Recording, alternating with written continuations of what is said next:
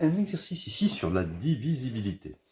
La somme des carrés de trois entiers naturels consécutifs est-elle divisible par 3? Alors, on va écrire les trois entiers naturels consécutifs. On fait semblant que le premier entier, c'est n.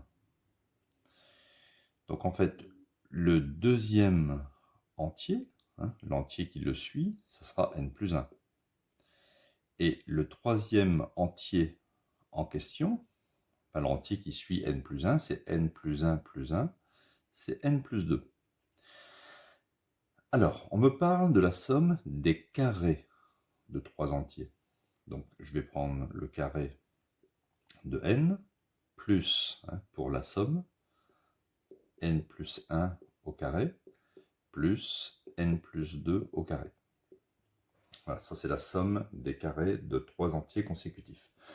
Donc, je vais calculer, donc ça fait n carré. Ici, j'ai une identité remarquable a plus b au carré.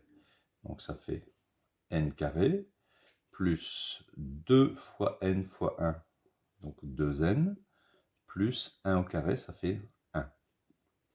Même chose ici, j'ai a plus b au carré, donc ça fait a carré, ça fait n carré, plus 2ab, 2 fois 2 fois n, ça fait 4n, et plus 2 au carré, ça fait 4.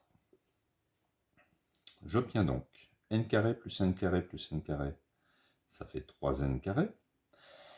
2n plus 4n, ici ça me fait exactement 6n. Et 1 plus 4, ça me fait 5. Donc, on voit ici, si je factorise par 3, vous voyez, ça fait 3 fois n carré plus 2n, puisque 3 fois 2, ça fait 6. Et le 5, je vais le laisser seul.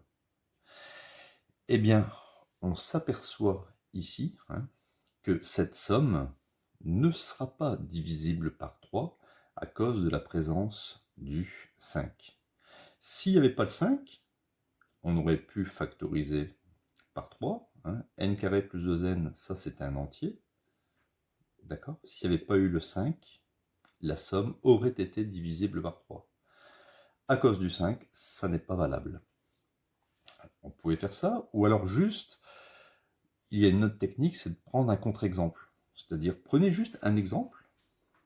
Par exemple, on va prendre avec n égale, on va prendre avec n égale 3.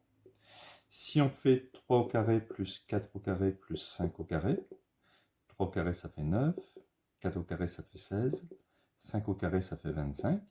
On fait le calcul, 9 et 16 ça fait 25, 25 plus 25 ça fait 50.